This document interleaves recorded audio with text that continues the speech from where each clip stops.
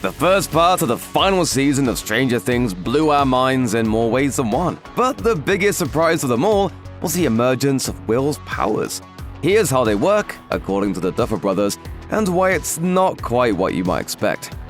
Things are definitely looking pretty dire by the time the climax of episode 4 begins. The plan to extricate the children from the military zone, which involves digging up underneath the barracks and leading them out through a hole in the bathroom floor, goes awry.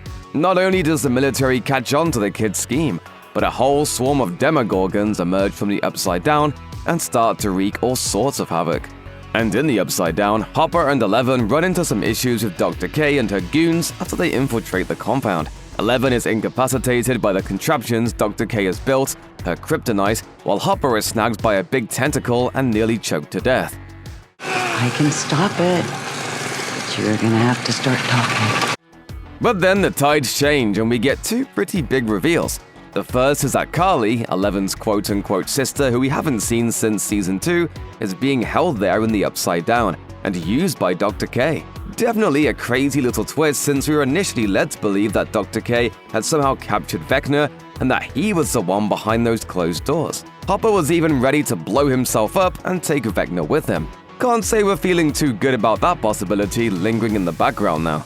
The second and much more shocking reveal is that Will has powers. Yep, after Vecna makes his big reappearance, talks his usual smack, and leaves his Demogorgons to finish the job, Will saves the day by taking control of every Demogorgon in the area and snapping their limbs Vecna style. The last thing we see is him wiping some blood from his nose, just like Elle. But not so fast, this actually doesn't mean what you think it means. In a recent interview with Variety, the Duffer Brothers dove deep into the details and gave a rundown of Will's powers and why they're not quite the same as Elle's. Turns out Will's powers technically aren't really his, as Ross Duffer said. It's different in that he's able to channel Vecna's powers, but they're all related. Vecna and Eleven, their powers are similar. The powers aren't within him. He's able to channel these powers from Vecna and use it, sort of puppeteering. Elaborating further, Matt Duffer explained, he taps into the hive mind, and then he can manipulate anything within the hive. You'll see how far he can take it as you continue to watch, but that's how he's able to manipulate the monster. So he can't open a door because the door is not part of the hive mind. They went on to say that Will was not born with these powers, nor did Vecna choose him as his first victim because he had the potential to harness them. As Vecna says during his typical evil villain speech, Will taught him that children are the perfect vessels since they can be so easily manipulated. You showed me what was possible. That being said, the only reason Will has powers is because he eventually became hooked into the hive mind earlier in the series. Another important caveat is that his powers are proximity-based. If he isn't within the vicinity of the hive mind, he's pretty much useless again. So yeah, his situation is a whole lot different than Elle's, even though it seems the same on the surface. Remember that her powers come about due to her mother Terry being experimented on by Dr. Brenner, who was searching for ways to duplicate Henry's powers in others. This all raises the question, did the Duffer Brothers plan on this the whole time? Or was it just something they decided to throw in on a whim when penning the final season? It's a fair thing to ask, since there's been an ongoing discussion for years now about whether or not the Duffer Brothers have planned on Vecna being the big bad since the inaugural season. The discussion began to thrive even more after we found out in episode 1 of season 5 that Vecna was, in fact, there when Will was first taken.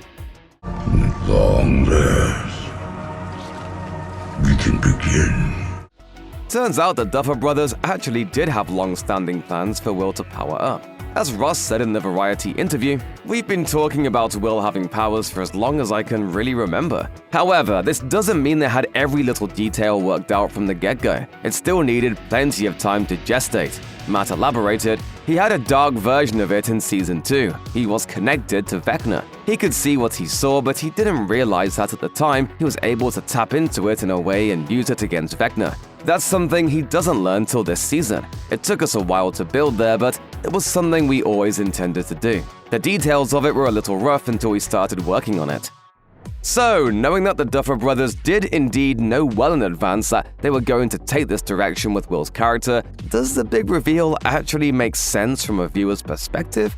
We think so. While it does certainly come out of nowhere, it's all expertly tied into the side plot of Will struggling with his identity. We've known for a while now that Will identifies as queer, but the only person in the show who knows this is Robin, since she also identifies this way and has kept it a secret from everyone else besides Steve. They bond over this as time goes on, and it ends up being the catalyst for the emergence of Will's powers. At one point, Robin gives Will a heartwarming pep talk after witnessing him have a telling interaction with Mike.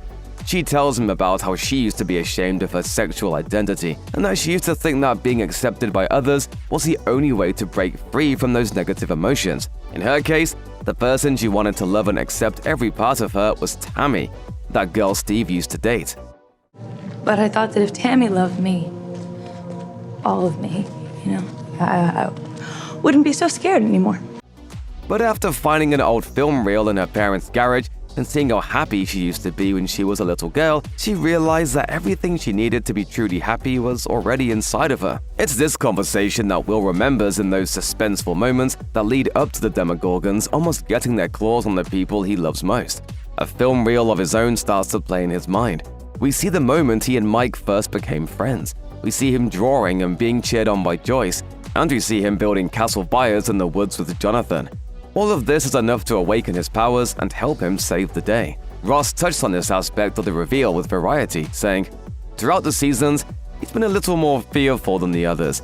He hasn't been a leader. He hasn't accepted himself in the way that some of our characters have. So I think it was really talking about if he really is able to at least start to accept himself for who he is. Will that give him the kind of strength that he needs in order to access these powers? That's really where episode 4, and really the arc of the first 4 episodes, led for him." Now that we know Will has powers, we can't help but wonder how that's going to affect things in the latter half of the final season. As we were just reminded by the quote from Ross, Will has long been the most fearful member of the group. I don't know. I'm sorry. No, it's okay, sweetie.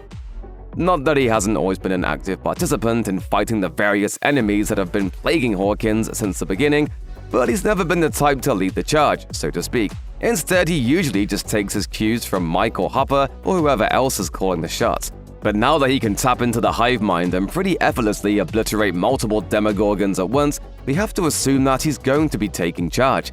Vecna's not playing around anymore, he's going in for the kill. And we saw just how easy it would have been for him to finish everyone off if Will hadn't had his breakthrough. Will is basically going to have to act as a shield and face off against Vecna right alongside Elle going forward. It's interesting to think about how everyone else in the group is going to respond to this. Mike's used to being the leader, and he's long been very protective of Will. Having the roles so suddenly reversed is going to throw him off at the very least. It might even irk him a bit. Who knows? And though Hopper is usually more concerned with protecting Elle, it's likely that he too will have some reservations about Will stepping up and going into attack mode. The real kicker though is Joyce. As we've seen all the way up until the big reveal, she's been pretty unwilling to let Will be his own person. She's basically a helicopter parent. And though she's starting to let go a little bit, as evidenced by the heart-to-heart she has with Will after he and Robin run off to prove their hive mind theory, this whole thing is something else completely. The idea of Will dueling with the likes of Vecna might just give her an actual heart attack. Be strong, Joyce! Whatever ends up happening, we're pretty stoked about everything finally coming to a head after all this time. Rest assured, we'll be back to talk more about the final season of Stranger Things soon enough.